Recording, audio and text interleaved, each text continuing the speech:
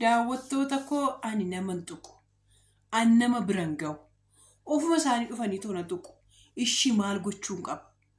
Akkam ta'uun qaba? Maal gochuun qaba? Eessa dhaquun qaba? Kunoo mataayyuu laal mataa asiin hiikkadhee asii bakka namatti kun akkasitti nama raachaa jirti. Intalli kun ar'amte na jalqabdi. Waggaa 5 guutteetti. Waggaa 5 difini waggaa 5 guutteetti. Har'amuu jedhu jetteetti karaa keessaa isa bara meeqa? Viidiyoon ani bara meeqa ergeef bara meeqaati ati salphoodhuma akkamiitii jedheeni ammasti abbaa manaa ofirratti eenyumtu callisaa? Abbaa manaa ofirratti hun eenyumatu boozim jedheetu nama ilaala. Calliseetuma hodhu fudhadhu jedheen jechuun hin qaba. Abbaa eebbufaan namni gaaf tokko ani abbaan eebbu gaaf tokko illee hin beekne. Amma garuu walta ciqaacaquutti ta'e. Walloluutti ta'e. Maal jechuudha? Maalan godhashi maal meesin maal oonatti himtamee oona gorsitan. Ani haadha keessan miti. Waan ishiin naan jettu. Waan ishiin naa jettee naa ergitu. Viidiyoo ishiin naaf ergitu karaa keessaa. Har'a immoo suura ishiin natti ergitu. Ani maalan gochuu qaba ishee? Kun na bira jira barnaan jetti. Kun akkana dhabarnaan jetti. Ani eessatti akka ol jala deemanii olirraa guurratanuu yeroo tokko shakkaan jira. Akkasitti kaamee odoo sabstiikii fa'aa ka'anii too kun koo na bira jira gudii keenaan jetti. Natti kakatti. Natti eekamti. Ashi maalan godhaan maalan balleessi. Asananii ilaa akkasan jedhee Yohaanaa gadditu jedheen jechuudha. Dhufteeti jechuudha TikTok irratti dhufteet TikTok akkasitti liivii galeen jira jechuudha. Dhufteet masaanuu koo maalsii godhure masaanuu koo maalsii godhure naan jetti. Ababaa faasii olee natti darbatti.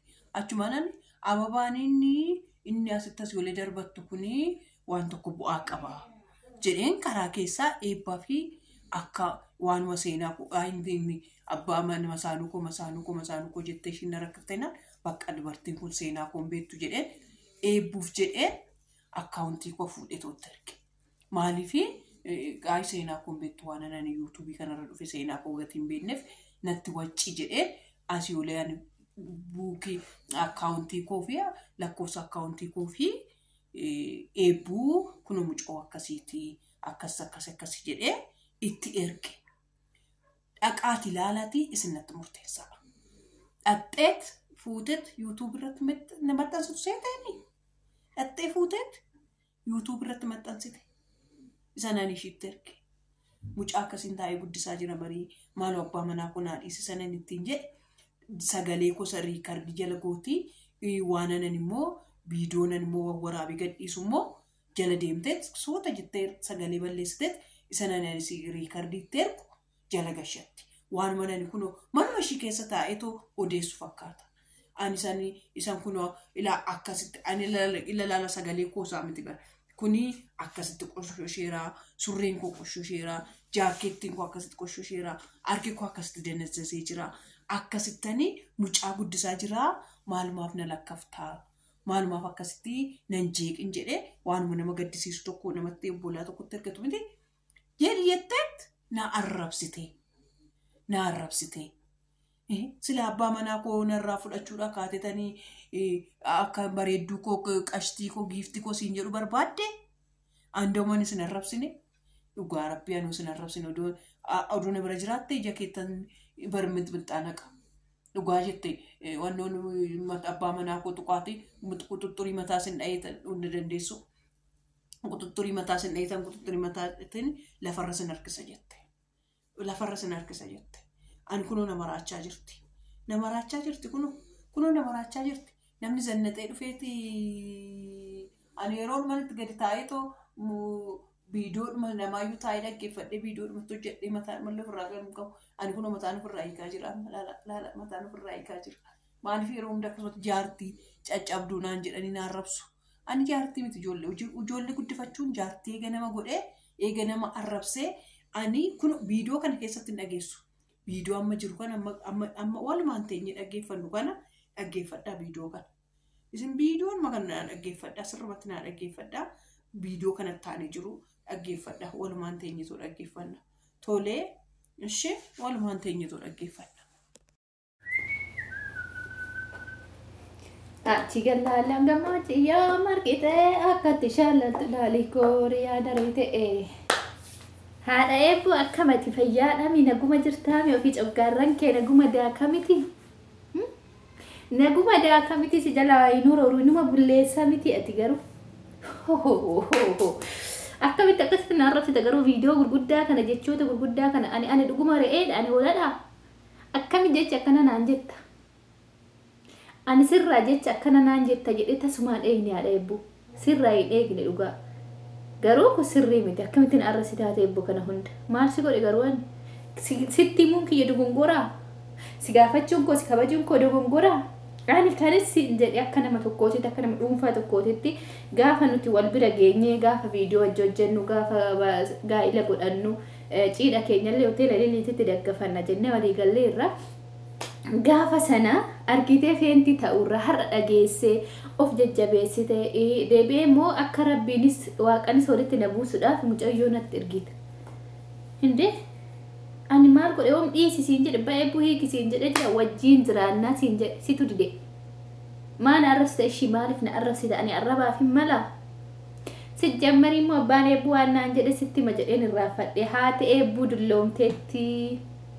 kana booddee hindeessu ani ijoollee 10 barbaada kanaafuu sirraa ijoollee 6 argadha anis mucaa tokko waanan qabuu fi isaa 6 hunda 7 naa ta'u kanaadha eebbutirra argate 10 ta'u jennee walii gallee jirra waan ta'eef kanaafuu haadha eebbuti ya bishaaritti qammasiisiin jedha kanaafuu viidiyoo narratti hojjetin haadha eebbu dhiifama wajjin dhiifama bakka ani garu isa dhiisi sineeyyamu wanni jedhu suni ana biratti hojjetu achuma taa dhaabbatu jasti xumurre maal jechuudha mee namni akkamitti lafaa ka'ee jechoota akkasii kana na arrabsa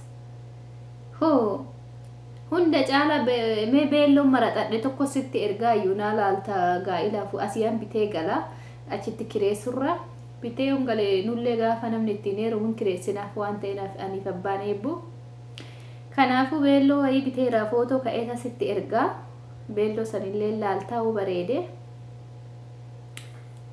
garuu kanaafuu taragaagga'i dhuguma siin jedhaadha eebbootiyya hin aariin ishii taragaagga'i ani isa hin dhiisu du'een bada malee hin dhiisu ani isa jaaladheen jira onnee koo keessa wanna tokko onnee koo keessa gaafa seene dhiisa jechuun hin danda'amu tasuma garuu ati mee akkamittiin arrabsita ani maal si godhe isan na gaafate bar jaalala dura na gaafate na jaallatee miti eeshi jedheen taqabbaleen jira kanaafuu ati lammata viidiyoo akkanatti hojjenne na arrabsin illee karaa keessanatti ergitee na arrabsite kan viidiyoo kiyya miidiyaarra ol na baastu caala keessan na arrabsaa jirtaadha eebboo kanaafuu walaa kabanyushi walaa kabanyi wal kabajuun gaariidha si ani isaafin dhiise malee isaa jecha si kabaje akkasumas immoo haadha eebboo waan taateefi na ol jirta jedhee si kabaje nama umrii kiitti na dursita jedhee si kabaje garuu yoo ati kabajaa diddee daangaa cabsite ana garra isa sababa isa jaaladhuuf si kabaje malee jechoota ittiin si deebisu ammas hin dhabu garuu kana sirraan eegni dhugaa na arrabsita jedhee tasuma eegin beeku akkamitti namni guddi nama arrabsa akkamitti jechoota akkasii kana naan jetta tan caraccartaa naan jette nan tan caraccara jaaladheen tan caraccare malee nan jaaladhe malee hin ajjeesne hinde eebbuu natti ergite eebbuu kana malee sodaatti narraan gortuu naan jette hinde maal godhe eebbuu fudhuu deemsiin jedhe wajjiin guddisna si qarqaara isa wajjiinu siin jedhe wajjiin mana tokko keessa jiraana siin jedhe malee abbaa eebbuu hiikisiin hin jenne kanaafuu viidiyoo na arrabsitee narratti hin hojjetin lammata kaleessa viidiyoo yuutuubii keetirratti feete viidiyoo asitti erge ani kabaja siife kabuuf sitti dubbadhe malee miidiyaatti naa maxxansituufi miti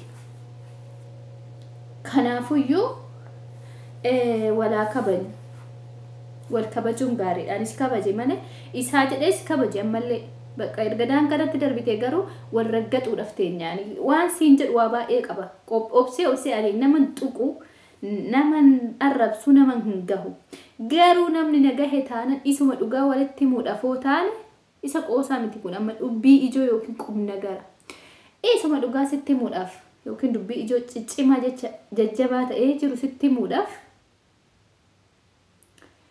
walirraa gadi teenya dhukkee walirraa kaasa. Kanuma dubbii.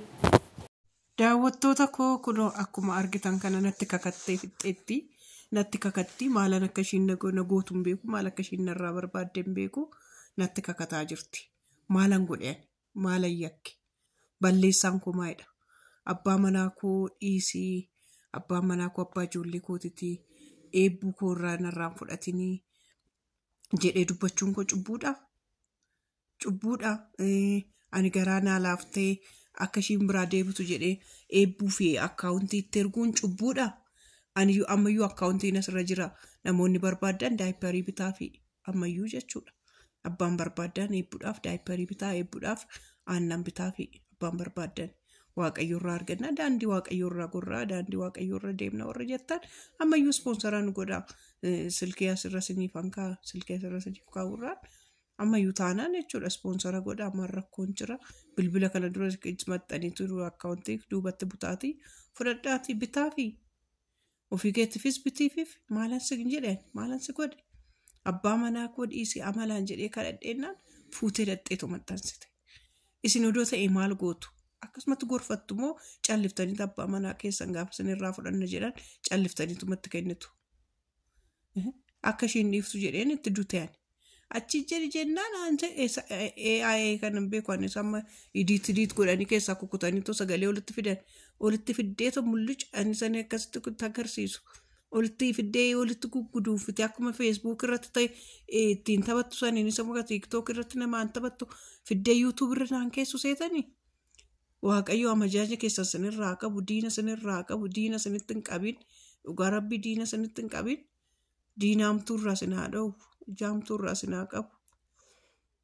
Kuni maal jechuudha yaa rabbii tokkichaa ijaamtuurraa sinaa qabu, dhugaa rabbii. Inaafturraa sinirraa qabu. Namatti inaafurraa sinaa qabu.